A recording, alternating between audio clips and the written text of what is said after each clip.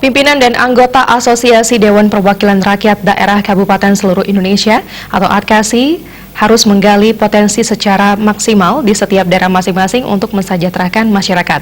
Demikian disampaikan oleh Ketua DPRD Badung, Putu Parwata, di acara workshop nasional dan Rakorwil ADKASI Zona Bali, NTT, NTB di Kota Badung.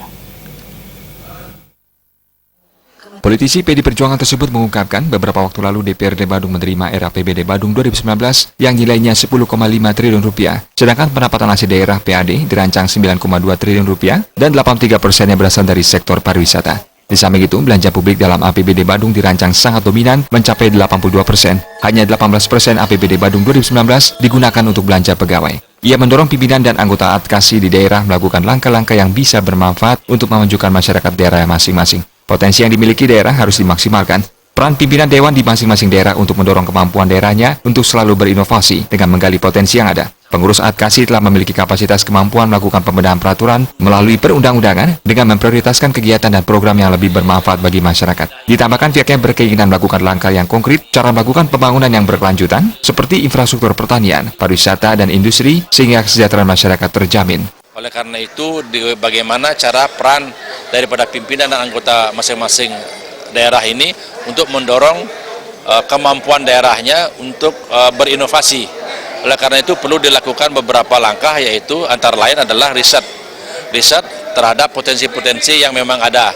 Oleh karena itu bagaimana caranya supaya segera dilakukan pembenahan, baik itu mengenai peraturan perundang-undangan yang ada dan kapasitas kemampuan daripada lembaga dewan ini untuk mendorong kegiatan dan program-program yang memang lebih bermanfaat untuk masyarakat. Kalau di Badung kita ingin melakukan langkah-langkah yang konkret adalah bagaimana caranya melakukan pembangunan yang berkelanjutan, baik itu infrastruktur, pertanian, pariwisata, dan industri-industri lainnya, sehingga kesejahteraan masyarakat ini bisa terjamin secara berkelanjutan. Sementara itu, Ketua Umum ADKASI, Haji Lukman Said mengungkapkan, ada 3 agenda yang bakal dibahas dalam workshop. Ketiganya yakni hak dan kewajiban pimpinan Dewan, tenaga honor yang membebani APBD Kabupaten agar segera diangkat sebagai pegawai negeri sipil PNS, serta resolusi konflik agraria yang mendekati rampung. Percepatan pengangkatan tenaga honorer, tenaga K2 dan non-PNS yang sudah berpuluh-puluh tahun. Tidak boleh negara tidak berpihak itu.